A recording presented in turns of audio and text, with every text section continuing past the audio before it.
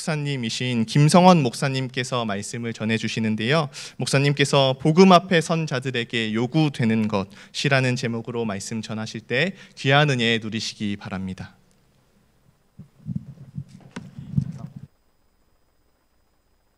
박수를 치려면 박수를 치고 안 나죠.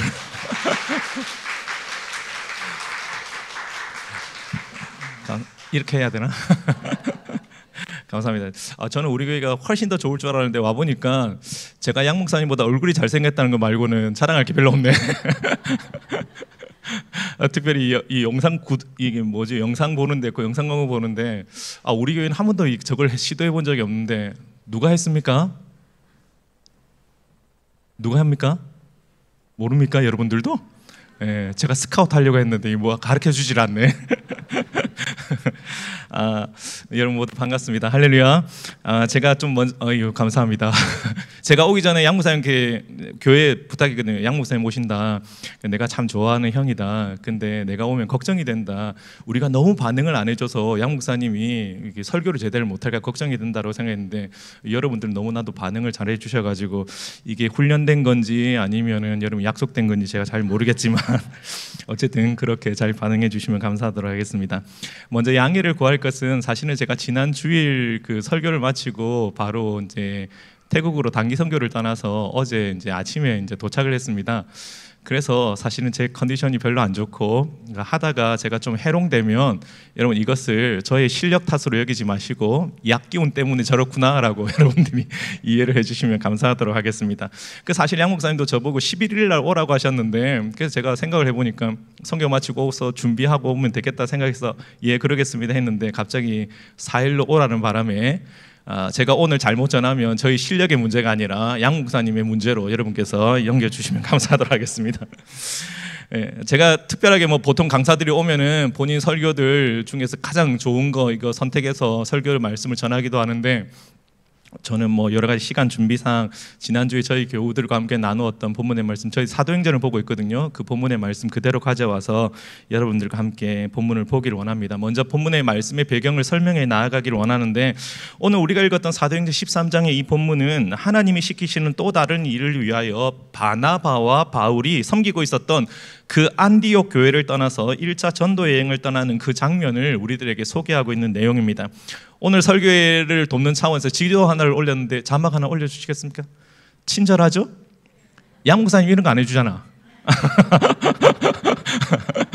그 오른쪽에 보시면 오른쪽 위에 안디옥이라고 하는 그 안디옥 교회, 안디옥의 도시가 있고 그 안디옥에서 조금 내려오면 실루기아라고 하는 항구를 거쳐서 이제 바나바와 바울의 선교팀이 배를 타고 가운데 있는 구브로라고 하는 그 섬에 들어가게 되어지는데 맨 오른쪽에 있는 그 살라미라고 하는 지역에 들어가서 거기서부터 섬의 반대쪽에 있는 바보라고 하는 지역까지 약 160km를 걸으면서 선교해 나갔던 선교의 과정들이 오늘 13장의 설교의 배경이 되어집니다. 그런데 이 선교의 여정 중에서 어떠한 일이 일어났는지 아주 중요한 사건 하나를 사도행전을 기록한 누가는 우리에게 증거하고 있는데 우리 같이 6절로부터 8절까지의 말씀을 한번 읽어보도록 하겠습니다. 온 섬 가운데로 준비 시작. 온 섬 가운데로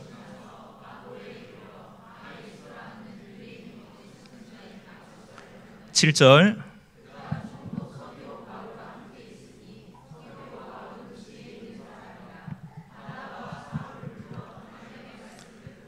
8절 이 마술사 엘루마는 이 이름을 번역하며 마술사라 그들을 대적하여 총독으로 믿지 못하게 힘쓰니.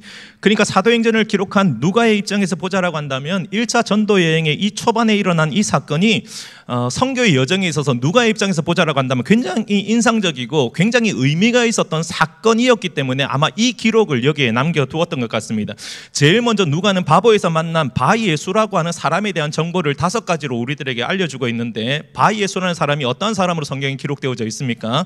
6절을 보기 시작하면 그가 첫 번째로 유대인이었다라고 말하고 유대인이었을 뿐만 아니라 거짓 선지자였고 또한 그가 마술사였다라고 기록하고 있습니다. 이어지는 7절에서는 그가 그가 총독이었던 서기오 바울과 함께 있는 자라고 말하면서 그 마술사의 포지션이 무엇인지를 설명하고 있는데, 구브로라고 하는 섬의 총독이 서기오 바울이었고, 그 서기오 바울의 옆에서 핵심 참모로 서기오 바울이 그 섬을 통치하는 데서 돕는 그 역할이 본인의 포지션이었던 것 같습니다.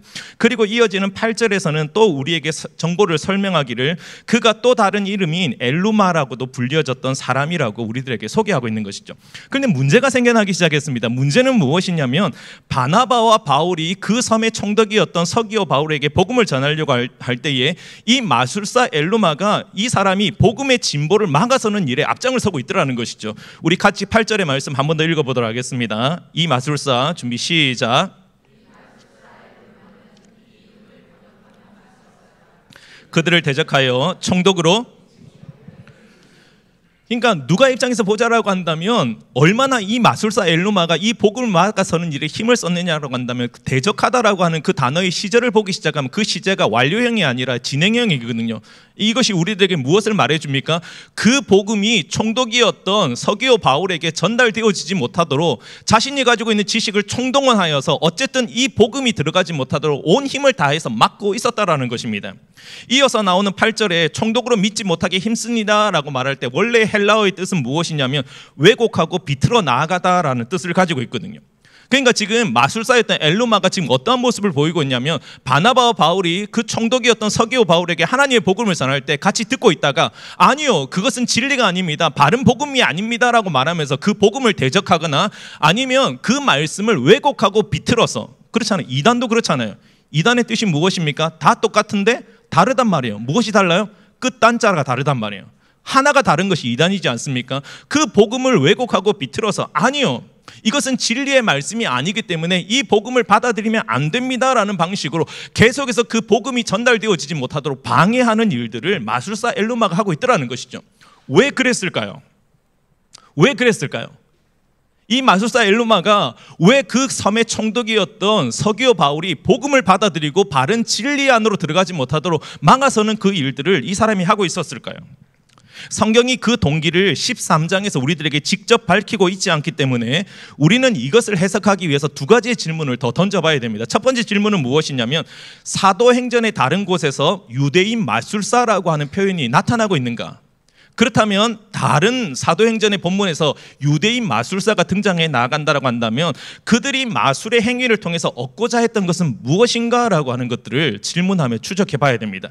그 힌트가 19장에 나오는데 우리 19장 13절과 19절의 말씀을 같이 한번 읽어보도록 하겠습니다. 이에 준비 시작. 이에 돌아다니며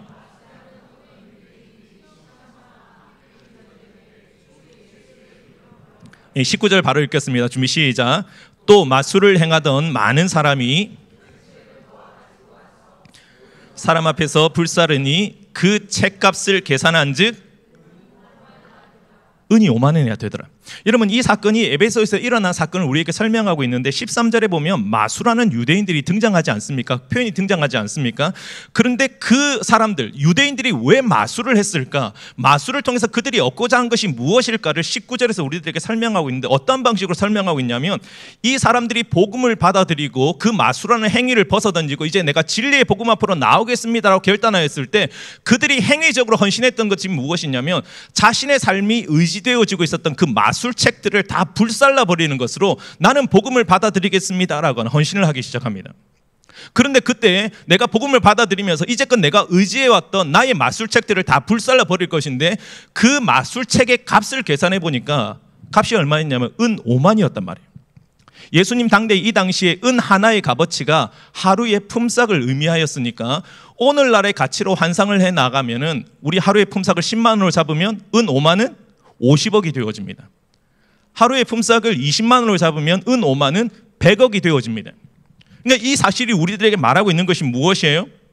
그들이 50억을 투자하고 100억을 투자할 만큼 마술사로 살아가는 이 일이 나의 수익과 생계에 짭짤했단 말이에요. 마술사로 살아가는 이 일이 나에게 꽤 많은 수익과 이익을 나에게 넘겨주고 있더란 말입니다. 마술하는 자들이 그리스도를 만나기 전까지 그 짓을 했던 궁극적인 이유는 결국은 돈 때문이었다라는 방식으로 성경이 우리들에게 증명하고 있더라는 것이죠. 그러니까 엘루마, 이 구브로 섬의 총독이었던 그 서기오 바울이 복음을 받아들이지 못하도록 마술사였던 엘로마가 계속해서 그 복음을 대적하고 막았었던 이유는 무엇이냐면 결국은 돈 때문이었다는 것입니다. 그 총독이 복음을 받아들이게 되어지면 자기의 자리가 날아갈 것 같은 두려움 때문에, 돈이라고 하는 자기의 생존 기반이 날아갈 것이라고 하는 이 두려움 때문에 그가 온 힘을 다해서 그 복음을 저항하고 있는 모습을 오늘 성경이 우리들에게 설명을 해주고 있더라는 것이죠. 저는 오늘의 이 본문이 저와 여러분들에게 던지고 있는 메시지가 너무나도 분명하고 의미심장하다라고 생각되어집니다. 제일 먼저 성경은 예수 그리스도의 복음이 세상에 증거되어질 때에 반드시 그 복음을 반대하고 대적해 나아가는 세력들이 우리 안에 등장한다라고 우리들에게 말해주고 있습니다. 여러분들이 한번 이 교회가 복음적으로 살아가 보려고 하십시오. 이 교회가 다른 것을 따라가지 아니하고 복음의 길을 따라가려고 결단하고 여러분의 부부가, 여러분의 가정이 복음을 따라 살아가려고 할 때 반드시 그 복음대로 살아가지 못하도록 우리를 방해하는 일들과 세력들이 등장해 나아갑니다. 그런데 교회에 문제가 있습니다. 오늘날 그리스도인들의 문제가 있습니다. 교회가 가지고 있는 문제는 무엇이냐면, 그때의 교회의 역할, 그때 그리스도인들의 역할은 무엇이냐면 무엇이 거짓인가를 분별해내고, 이것은 거짓이니까 우리의 복음을 반대하는 세력들이 나타날 때 이것은 거짓이니까, 이러한 기준을 볼 때 이것은 틀린 것이니까 우리가 그 악한 세력들을 물리쳐 나가야 되는데, 오늘날 교회가 보여주고 있는 문제, 오늘 이 시대의 성도들이 보여주고 있는 문제는 무엇이냐면 그 악한 세력들이 누구이며 그들의 특징이 무엇인지에 대해서 오늘날의 교회와 성도들이 너무나도 무지하다라는 것입니다. 더 정확하게는 오늘날의 교회가 바른 것이 무엇인가, 진리가 무엇인가에 대해서 무지하다라고 하기보다는 교회가 거짓과 너무나도 닮아버려서 그들이 가짜인지 우리가 가짜인지를 분별할 수 없는 지경으로 교회가 변질되어지기 시작한단 말이에요. 오늘날의 교회를 바라보면, 세상의 오늘날의 교회를 바라보면 질문하는 질문들이 있습니다. 교회 참 이상한 것 같아. 교회는 자기들이 전하는 이 복음이 진리라고 이야기하고 이 복음을 통해서만, 그 진리의 복음만으로 들어가서 우리가 천국에 갈 수 있다라고 말하는데, 그런데 그 복음을 확신하고 이것이 진리라고 말하는 그 사람들의 삶을 들여다보면 자기들끼리 맨날 싸우고 찢고 뽑고 교회가 분열한단 말이에요. 나뉘어진단 말이에요. 그런데 이상하단 말이에요. 저것은 분명히 이단이라고, 잘못되어진 것이라고, 저 길을 가게 되어지면 저 길에는 끝에는 반드시 멸망이라고 말하는 그 이단들을 바라보면, 그런데 그 사람들은 율법의 말씀대로 살아가려고 몸부림을 치는 것 같고 자기들끼리 어떻게든 섬기면서 살아가는 듯한 모습들을 보여준단 말이에요. 무엇이 진리일까? 무엇이 바른 것일까?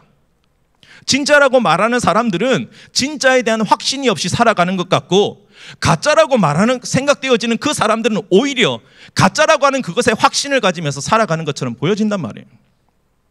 여러분 생각해 보십시오. 사람들은요, 자기가 믿는 것만큼 헌신하게 되어져 있습니다.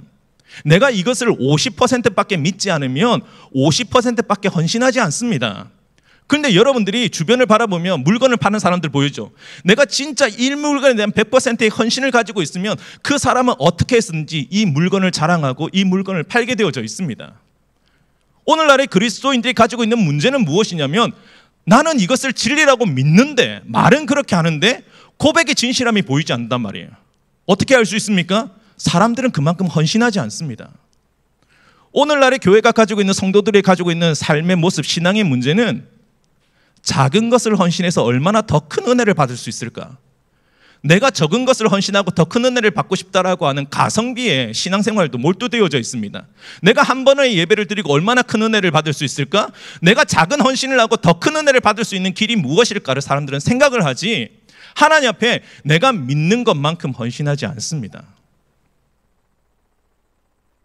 도대체 진짜와 가짜가 무엇인지가 구별되어지지가 않는단 말이에요.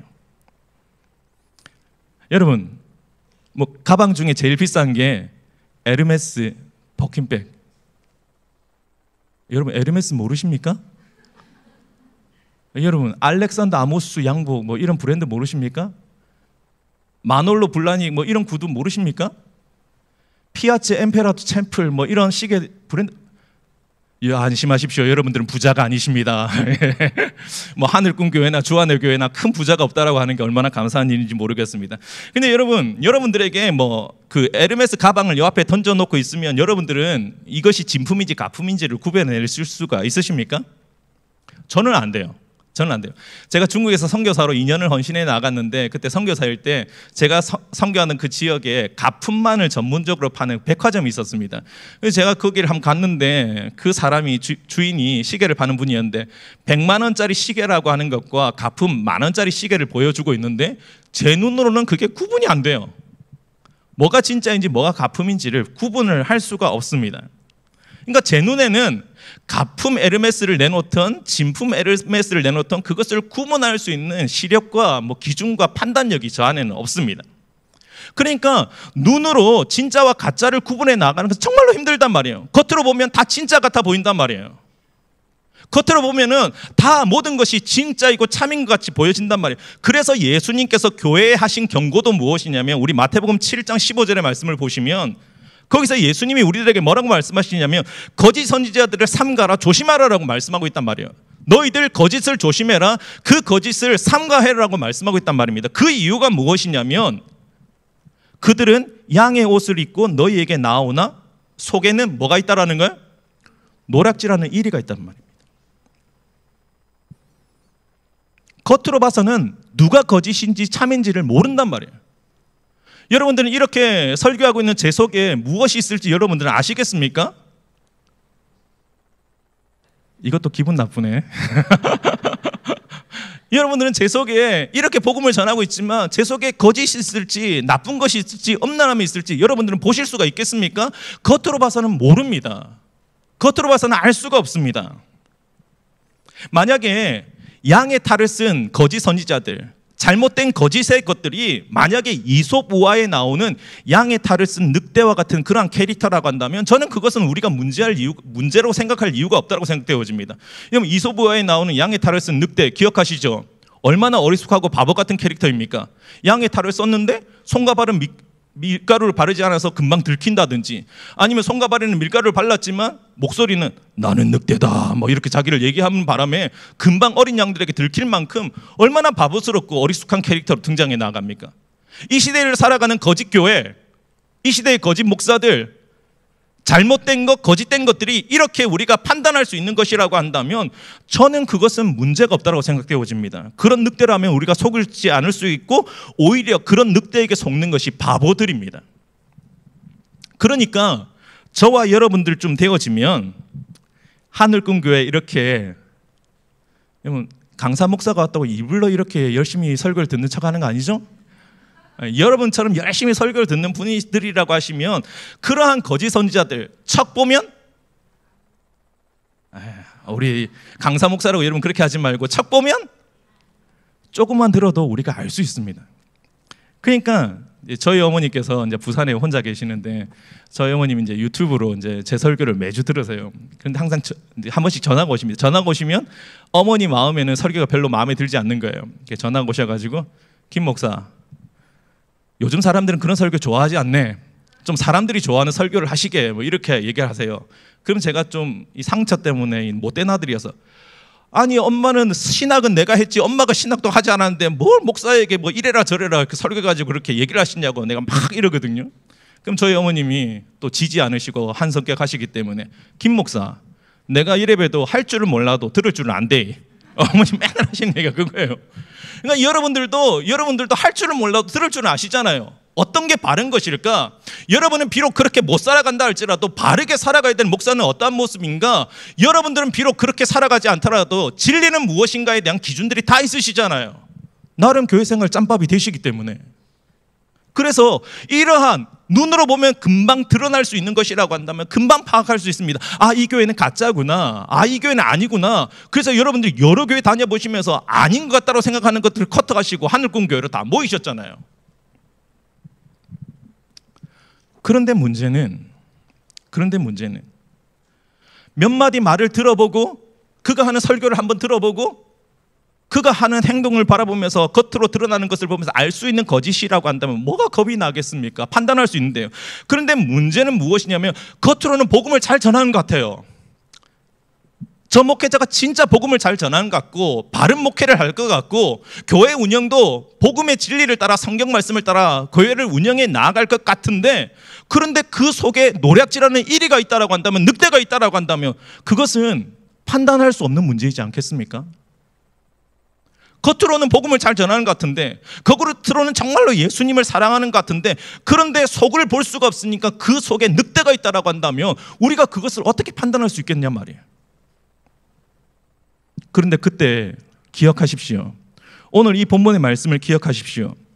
그리스도의 복음에 저항하는 거짓 선지자들, 거짓된 교회, 거짓된 것들은 예외 없이 복음 위에 교회를 세우고 복음 위에 자신을 세우는 것이 아니라 철저히 자신의 이익 위에 교회를 세우고 자신의 이익 위에 복음과 목회를 세우고 있음을 여러분들이 기억할 수 있기를 바랍니다. 어떤 교회가 참이고 거짓인가, 어떤 사역자들이 거짓과 참인가를 알려면 그들의 설교와 그들의 말로 알아내는 것이 아니라 도대체 그들이 살아가는 삶의 목표가 어디인가, 이 교회가 가고자 하는 삶의 방향은 어디인가, 무엇을 중심으로 사역하고 있는가, 특별히 자신의 이름과 자신의 명예와 자신을 드러내고 돈을 확보하는 수단으로 교회를 운영하고 목회를 운영하고 그리고 신학을 이용하고 있지는 않은가, 그 기준으로 여러분들이 판단하십시오. 복음으로 자신의 배를 채우는 수단으로 사용해 나아가는 것, 그 사람들이 거짓된 사람들입니다. 그것이 그리스도의 복음을 대적하는 길이고 오늘 마술사 엘루마가 걸어갔던 길입니다. 여러분들은 교회 안에 어떻게 재정사가 일어날까 궁금하시죠? 그렇잖아요. 저와 여러분들은 이 교회 안에서 10,000원짜리 한 장 쓰는 것도 벌벌 떨리잖아요. 아닌가? 10,000원 정도는 괜찮은가? 우리들은 교회 돈으로 10,000원 하나 쓰는 것도 막 그렇잖아요. 우리 교회 성도들 보니까 집사님 청구하십시오라고 말하면 아니에요 목사님, 그냥 저희들이 섬길게요 이러면서 쓰시더라고요. 그런데 어떻게 그 사람들이 교회 안에서 재정사고를 일으킬까? 제가 양 목사님과 함께 입사 동기입니다. 분당 우리 교회 입사 동기로 같이 들어와서 오랫동안 같이 사역했는데, 제가 행정 목사로 오랫동안 분당 우리 교회를 섬겼거든요. 그 행정 목사로 섬길 때 하는 일 중에 하나가 뭐냐면 사람을 세우는 일인데, 그 당시만 해도 제가 섬길 때 온라인 헌금이라는 개념이 별로 없었기 때문에 교회에서 헌금을 하면 1, 2, 3, 4, 5, 500 끝나고 나면 수천만에서 수억이 모여지게 됩니다. 그것을 개수하는 개수팀이 있었는데 그 개수팀을 얼마나 스크린을 많이 했겠어요. 재정적인 문제가 없는 사람, 돈에 의해서 휘둘리지 않을 수 있는 사람들 중에서도 믿음으로 오랫동안 하나님 앞에 헌신했던 사람들, 그 중에서도 하나님 앞에 훈련받은 사람들, 그 중에서도 이런저런 잡음이 들리지 않는 사람들, 그 중에서도 부부관계가 좋은 사람들, 뭐 이러면서 그 문제가 있습니다. 그러면서 스크린에서 사람들을 세웠는데, 그렇게 세웠던 사람들을 통해서도 분당 우리 교회에서 재정사고가 일어났습니다. 그래서 바울도 목회하는 디모데를 향하여서 이 문제를 가르치고 있는데, 자신의 영적 아들이었던 디모데가 목회를 해나갈 때 바울이 자신이 이제 하나님 나라로 가기 전에 마지막으로 보낸 서신이 디모데 전후서잖아요. 그 디모데 전서에서 뭐라고 말하고 있냐면, 우리 디모데 전서 6장 5절의 말씀을 같이 한번 읽어보도록 하겠습니다. 마음이 준비 시작.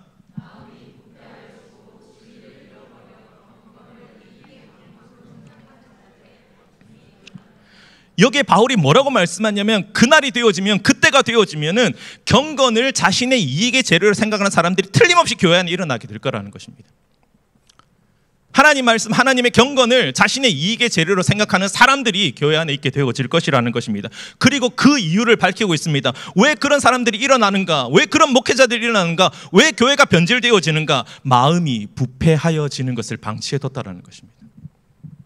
마음이 부패하여지는 그 마음을 방치해버리고 그 사람들이 진리를 잃어버렸기 때문에 그 결과가 경건을 자신의 이익의 재료로 생각하는 사람들로 등장해 나간다는 것입니다.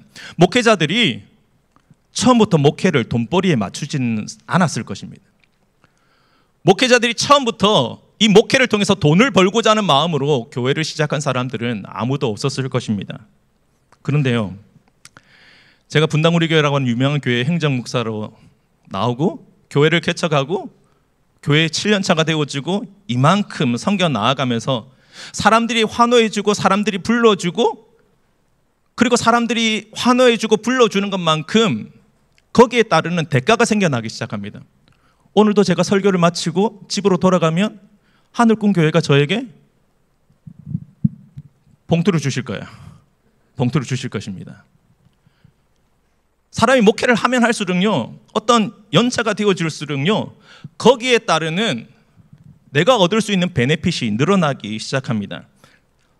저는 이 반대의 경우라도 마찬가지라고 생각되어집니다. 목회자가 너무나도 궁핍해도 그 마음을 지키기가 너무 어렵다라고 생각되어집니다. 그런데 그때에 정말로 우리들의 마음을 지키지 않으면 우리들의 마음이 부패하여지는 그 길을 가도록 방치해 나아가기 시작하면 그 증거가 무엇이냐면 경건을 자신의 이익의 재료로 생각하는 그 길을 걸어가게 될 수밖에 없단 말이에요. 제가 신학교 다닐 때, 제가 29살 때 저는 전공을 조선공학과를 했는데, 조선공학과를 졸업하고 하나님의 부르심을 따라 선교를 나갔다가 제가 29살 때 이제 신학을 시작했는데, 그 신학을 하면서 젊은 날 얼마나 열정이 많아요. 그 열정이 많은 그 젊은 날 친구들과 함께 맨날 외쳤던 말이 우리가 돈이 없지 가오가 없나라고 하는 그 말이었습니다.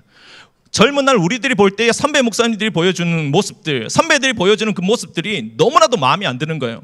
아무리 목구멍이 포도청이지만 어떻게 복음을 돈에 팔 수 있을까? 어떻게 돈을 위해서는 저렇게 아무렇지도 않게 복음을 저렇게 사용할 수 있을까? 너무너무 속이 상해서 젊은 친구들과 함께 우리는 절대 목구멍이 포도청이라는 이유 때문에 복음을 돈에다 팔지 말자. 우리가 돈이 없지 가오가 없나. 그런 마음으로 헌신했습니다. 그런데 그런 저도요, 한 번은 외부에 나가서 이제 집회를 인도하고 이제 교회로 돌아가는데, 뭐 아까도 말했지만 집회가 끝나고 나면은 뭘 줍니까? 봉투를 주지 않습니까? 근데 보통 예측 가능한 단가들이 나옵니다. 뭐 금요철에 나아가면 얼마, 수요일에 나가 얼마, 이것처럼 주일 예배 섬기면 뭐 대충, 그리고 저의 짬밥이 올라갈수록 그 비용이 높아져 가기 시작합니다. 그런데 그 한 번은 집회를 마치고 이제 돌아가는데 봉투를 주신다고 주시는데 너무 얇아요. 너무 얇아요. 예상과 달라. 그래서 제가 속으로 생각했죠. 수표를 주셨는갑다. 아, 귀찮게 수표를 왜 주시지라 생각하고 봉투에 넣어서 이제 오는데 도대체 얼마짜리 수표를 넣었을까가 가는 길에 너무나도 궁금한 거예요. 그래서 제가 가는 길에 봉투를 열어서 이제 확인했죠. 얼마가 들었을까라고 확인했는데 아무것도 없는 거예요. 아, 그 순간 제가 엄청나게 여러 가지 생각을 많이 했습니다. 뭐야, 지금 나 무시하는 거야? 내가 한번 전화 걸어서 어떻게 이렇게 행정 처리할 수 있냐고 내가 한번 화를 내? 막 이렇게 여러 가지 생각을 하다 오만 가지 생각을 하다가 목사가 돈이 없지 가오가 없나 싶어가지고 그냥 가자라고 해서 집으로 이제 운전해서 오는데, 한참 운전하다 갑자기 제 안에 이 주체할 수 없는 아쉬움의, 아까움의 영이 제 안에 막 임재하기 시작하는 거예요. 뭐 주체할 수가 없는 거예요. 아니, 내가 여기까지 와서 기름값도 안 되게 내가 이렇게까지 해야 될 이유가 뭐가 있을까? 실비는 정산해 줘야 되는 거 아닌가라고 하는 그 아까움의 영이 확 임하니까 제가 가다가 차를 세우고 부목사님한테 전화를 했습니다. 목사님 이렇게 해서 이렇게 됐습니다라고 하니까 그 부목사님이 너무너무 죄송해하면서 계좌로 입금해 주시겠다고 하는 거예요. 근데 교회를 집으로 돌아왔는데, 집으로 돌아와서 제 방에 이제 이렇게 가는데 제가 진짜 그런 생각을 했습니다. 차라리 그 돈을 안 받았으면 전화를 안 했으면 어땠을까?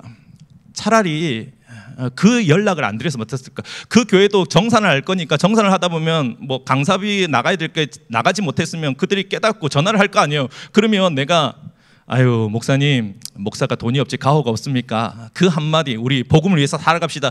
그 한마디를 할 수 있으면 얼마나 좋았을까라고 하는 그 후회와 아쉬움들이 너무 많이 드는 거예요. 제 안에 하나님께 저를 사용하신다라고 한다면 그 쓰임새에 대한 감사가 있잖아요. 내가 처음 복회를 시작하고 내가 처음 하나님의 부르심 앞에 응답했을 때도 하나님이 어디를 부르시든 내가 헌신하겠습니다라는 그 마음으로 저는 중국에 갔습니다. 나의 삶의 인연을 주님께 드리자라는 마음으로, 주님께서 어디를 쓰시든지 기쁘게 사용하자라는 마음으로 목회를 시작했는데, 어느 순간 저의 마음이 변질되어져 가기 시작하는데 제가 심각하게 저 자신에게 물어봤어요. 내가 사역하는 이유, 내가 말씀을 전하고 가르치는 이유가 진짜 동기가 돈에 있는 것은 아닌가? 내가 돈 때문에 목회를 하고 더 많은 베네핏을 얻기 위해서 교회를 섬기고 있는 것은 아닌가라고 하는 생각들이 너무나도 많이 들었단 말이에요. 제가 그 사건 앞에서 제 자신이 스스로 깨달은 것이 하나가 있었습니다. 여러분, 거짓 선지자를 조심하라. 무엇이 거짓인지 우리가 조심해야 된다라고 하는 이 문제에 있어서 정말로 중요한 것은 거짓 선지자가 누구인가를 밝히는 영적 통찰력을 우리가 갖추는 것도 너무나도 중요한 문제이지만, 그러나 우리가 우리의 마음을 지키지 않는다면 누가 거짓 선지자인가를 밝혀내는 것은 사실은 아무런 의미가 없다라고 생각되어집니다. 우리의 마음이 부패해져 있다라고 한다면, 우리가 그 마음을 돌이키지 않고 있다라고 한다면, 그 길에서 빨리 바른 길로 돌아오지 않고 있다라고 한다면, 여전히 우리는 거짓의 길을 걸어가기를 좋아하고 있다라고 한다면 언젠가는 나도 모르게 거짓에 동참하여서 그 거짓의 길을 걸어갈 수밖에 없을 것입니다. 예를 들어보죠.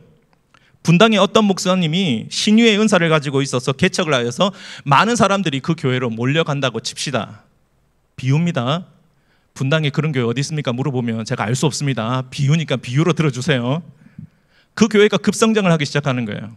은사, 사람을 고친대, 병이 나아진대. 그 교회에 갑자기 개척하기 시작하고 많은 사람이 몰려가는데 주안의 교회에서 사람들이 가기 시작하고 하늘꿈 교회에서 사람들이 가기 시작하는 거예요.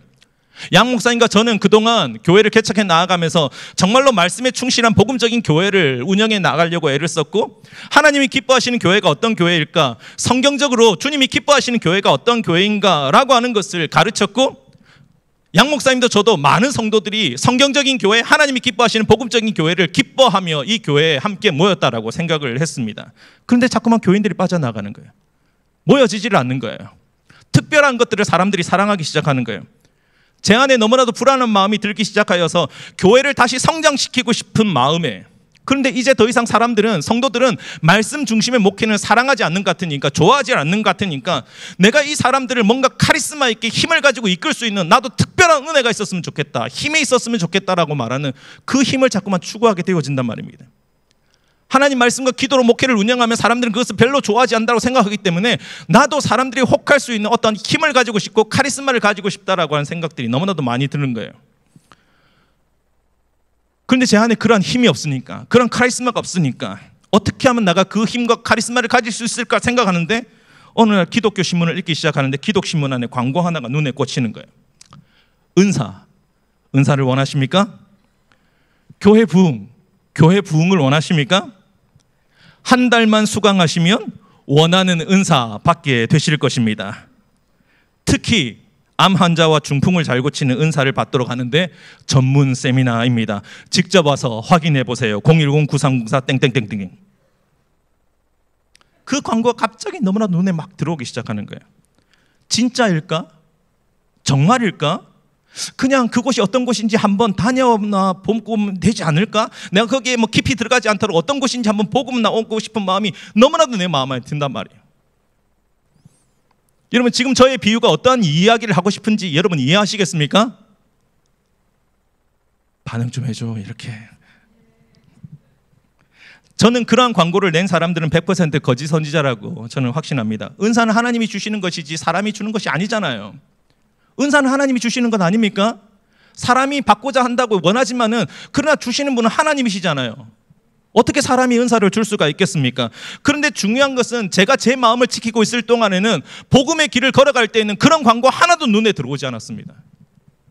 그런 광고 하나도 눈에 들어오지 않았고, 그런 광고를 낸 사람들은 100% 거짓 선지자들이다, 거짓된 것이다라고 하는 확신을 가지고 있었습니다. 그런데 제 마음 안에 명예에 대한 갈망, 성공에 대한 갈망, 힘에 대한 갈망, 크기에 대한 갈망, 커지고 싶다라고 하는 열망들을 가지기 시작하면서, 그동안 그러한 광고들이 눈에 들어오지 않았는데 그러한 마음들이 가지기 시작하면서 어느 순간 그 광고가 유혹이 되더란 말이에요. 한번 속는 셈 치고 가봐도 되지 않을까? 혹시 누구 하나 나에게 그러한 능력이 생겨서 분당에 있는 의사들 다 바꾸게 만들지. 그런 유혹들이 마음 안에 생겨나더란 말입니다. 그러면서 목회자도 성도들도 그런 거짓과 거짓 선지자들이 내미는 그 손길에 우리들의 손을 내밀어서 그 손을 잡게 되는 것입니다. 다 그렇게 시작하는 것입니다. 다 그렇게 그 길을 걸어가는 것입니다. 그러니까 우리가 우리의 마음을 복음 안에서 붙잡고 있지 않으면, 목회자인 제가 진정으로 주님이 기뻐하시는 목회란 무엇인가, 바른 목회란 무엇인가를 바로 알고 붙잡고 있지 않으면, 그리고 우리 모두가 다 좁은 문과 좁은 길로 걸어가는 제자의 삶이란 무엇인가, 도대체 주님께서는 어떻게 우리들에게 무엇을 원하시며 좁은 문과 좁은 길로 걸어가는 제자의 삶을 살아가라고 말씀하시는가, 그것을 바로 알고 붙잡지 않으면 우리는 얼마든지 언제든지 크기와 성공에 취해서 다른 방법으로 우리의 목표를 이루고 싶은 욕구들이 생겨난단 말입니다. 그렇기 때문에 오늘 이 본문을 기록한 누가는 오늘 말씀에서 시종일관 하나님과 성령을 강조하고 있습니다. 4절에서도 성령을 강조하였고 9절에서도 성령을 강조하였고 11절에서도 주님을 강조하였고 12절에서도 주님을 다시 한 번 더 강조하였습니다. 주님을 따라가라. 성령을 따라가라. 육체를 따라가다가는 너희가 멸망할 것이요 주의 성령을 따라갈 때에 너희들의 삶에 생명과 평안이 있을 것이다 말씀하셨단 말입니다. 목회자들 안에 합리화들이 있습니다. 성도들 안에 합리화들이 있습니다. 제가 부목사로 있다가 담임 목사가 되어지니까 부목사 때 누릴 수 없는 많은 혜택들이 주어지더라고요. 시간이 지나면서 제 안에 어떤 마음이 드냐면 이것 좀은 괜찮지 않을까? 이 정도 청구하는 것 좀은 괜찮지 않을까? 아니 이 교회를 개척해서 여기까지 오면서 나보다 수고한 사람이 누가 있는데 이것 좀은 괜찮지 않을까라고 하는 그런 합리화들이 생긴단 말이에요. 여러분들 안에도 제자의 길을 걸어가는 여러분들 안에도 합리화들이 생기지 않습니까? 이것쯤이야, 이 길쯤이야, 이것쯤이야라고 하는 자신들의 합리화들을 다 가지고 있단 말이에요. 성도들 중에 목회자들 중에 자신의 합리화가 없는 사람들을 한 번도 만나지 못했습니다. 부부 상담을 해보면요, 합리화가 없는 부부들 한 번도 만난 적이 없습니다. 당신이 나에게 이렇게 했기 때문에 난 당신에게 이렇게밖에 할 수 없어. 아내도 너는 나에게 이렇게 했기 때문에 나도 너에게 이렇게 할 수밖에 없다라고 하는 자신의 합리화들을 다 가지고 있습니다. 그 합리화가 충돌해 나가는 순간 자기의 오름이 되어지고 상대방을 수용할 수가 없는 것이죠. 교회도 성도들도 자신들의 합리화가 있습니다. 이것 좀은 괜찮지 않을까? 교회가 이런 방식을 취해도 되지 않을까? 이런 길을 좀 걸어가도 괜찮지 않을까? 그것이 뭐 그리 큰 문제가 되어질까? 그런데 그때 그 길과 그 방식이 여러분의 삶에 고착화되어지고 저의 삶에 고착화되어지는 그 순간 우리도 알 수 없는 그 순간 우리의 마음이 부패하여지고 진리를 잃어버리게 되어지고 그토록 우리가 비난하고 미워하는 경건을 이익의 재료로 생각하는 그 목회자와 그 교회의 길을 우리도 함께 걸어갈 수밖에 없는 것입니다. 사랑하는 동역자 여러분, 짧은 이 주의 말씀 앞에 여러분 자신의 마음을 점검해 보시고 하늘군 교회는 어떤 길을 걸어가고 있는 사람들이 모였는지, 정말로 주님이 기뻐하시는 그 바른 길을 걸어가며 거짓된 것이 무엇인지를 드러내고 있는 교회인지를 점검해 볼 수 있기를 원합니다. 특별히 이번 주에 하늘꿈 교회가 단기 선교를 떠난다는 얘기를 들었습니다. 동역자 여러분, 하늘의 밀이 땅에 떨어져 죽으면 많은 열매를 맺습니다. 열매 맺으려고 애를 쓰지 마시고 여러분 자신을 죽일 수 있는 선교가 되어지길 원합니다. 부패한 마음을 죽이시고 거짓된 마음을 죽이시고 자신의 합리화들을 죽여 나아가셔서 죽음의 자리에 열매 맺게 하시는 주의 은혜를 함께 맛보아 나아가는 하나님 나라의 동역자들이 되셔서 여러분이 먼저 참된 것을 누림으로 과연 거짓된 것이 무엇인지를 드러낼 수 있는 복된 선교와 교회 되어지기를 주님의 이름으로 간절히 축원드립니다. 우리 시간에 함께 이 찬양으로 우리의 마음을 주께 드리며 나아가도록 하십시다.